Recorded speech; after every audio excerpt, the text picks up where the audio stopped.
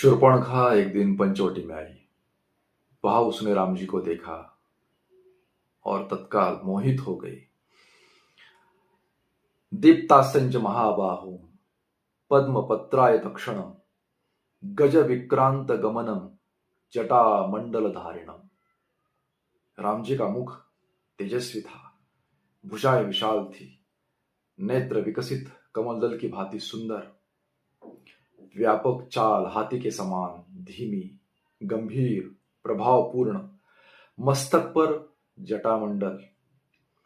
ऐसे राम को देखकर वो मोहित हो गई। यदि मेरा विवाह इनसे हो जाए तो कितना अद्भुत हो। राम जी के समीप जाकर मुस्कुराई, कहने लगी, तुम सम पुरुष नमो सम नारी, यह संजोग विधि रचा विचारी।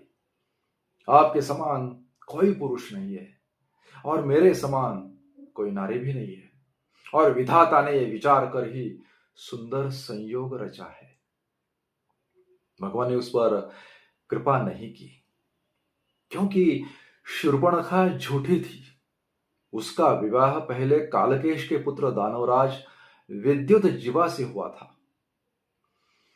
रावण ने उसे छल से युद्ध में मरवा दिया था। उसी दिन से शूर्पणखा रावण के संरक्षण में रहती थी, और आज राम के सामने वह कपट पूर्वक झूठ बोल रही थी, और यह बात राम जी को रुचिकर नहीं लगी। राम जी को कौन प्रिय है? निर्मल मन जन सो मोहि पावा, मोहि कपट छल छिद्र न भावा। यदि वह कपट न करती तो राम जी विवाह नहीं पर कृपा तो अवश्य करते। शूर्पणखा कहती है, तुमसे मिलते ही मैं तुम पर आसक्त हो गई हूं राम। पतिय भाव से तुम्हारे पास आई हूं, मेरा वरण करो।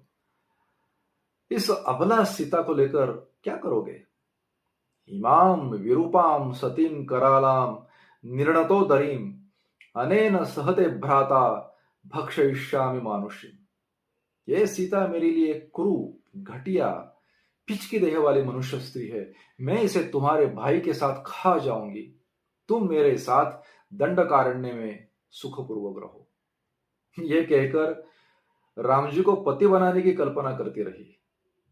राम जी ने उसे ठुकराया तो लक्ष्मण के पास गई। इसका अर्थ यह है कि एक पुरुष से एक निष्ठ नहीं रह सकती। ये दुर्गुण है उसमें। कहती है, अद्य मां भक्षयिष्यामि पश्यतस्तव मानुषीम त्वया सह चरिष्यामि निःसपत्ना यथा सुखम। आज मैं इसे तुम्हारे सामने खा जाऊंगी राम। सौती के भय से मुक्त होकर तुम्हारे साथ सुखपूर्वक रहूंगी। तो ये कहकर वो सीता जी पर झपटी। राम जी ने केवल हुंकार किया तो वो स्तंभित हो गई। तब राम जी ने लक्ष्मण जी से कहा, इवाम विरूपाम सतिमतिमताम महोदरीम राक्षसीम पुरुष व्याघ्र विरूपई तुमर्हसि।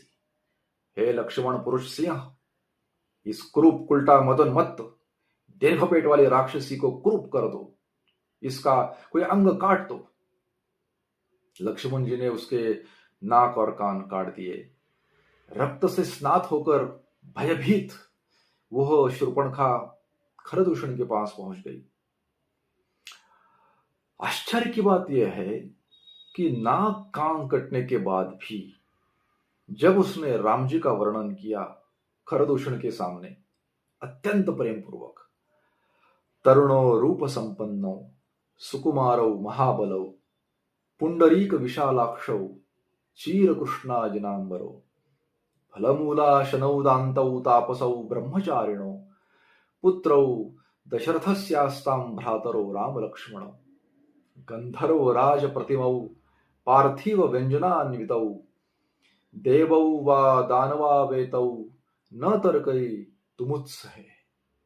नाक कान कट जाने पर भी उसके मन में राम जी की प्रतिमा अक्षुण्ण रही। इसलिए किसी अर्थ में शूर्पणखा भी सम्माननीय हो जाती है। भागवत में, वृंदावन में गोपियों ने उद्धव से भी उसका उल्लेख बहुत ही सम्माननीय पद्धति से किया था। कहती है गोपियां उद्धव से, बेचारी शूर्पणखा ने अहंकार त्याग कर राम जी के सम्मुख अपना प्रेम प्रकट किया। पर देखो राम जी ने क्या किया, दया नहीं की, उसके कान नाक काट दिए। तो हम इस कृष्ण पर कैसे विश्वास करें।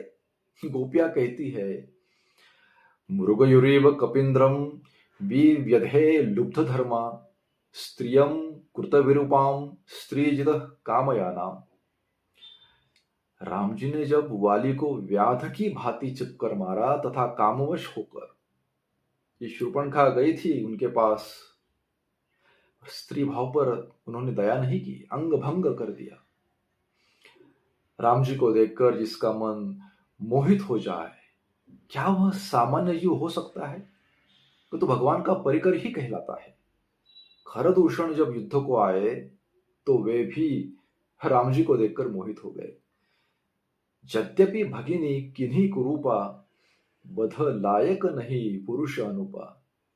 यद्यपि राम जी ने हमारी बहन को कुरूप कर दिया है, किंतु यह अनुपम पुरुष वध के योग्य नहीं है। भगवान के प्रेम में शूर्पणखा थी और इसीलिए अगले जन्म में कुब्जा बनकर आई, तब जाकर भगवान ने उस पर कृपा की। जय सिया राम।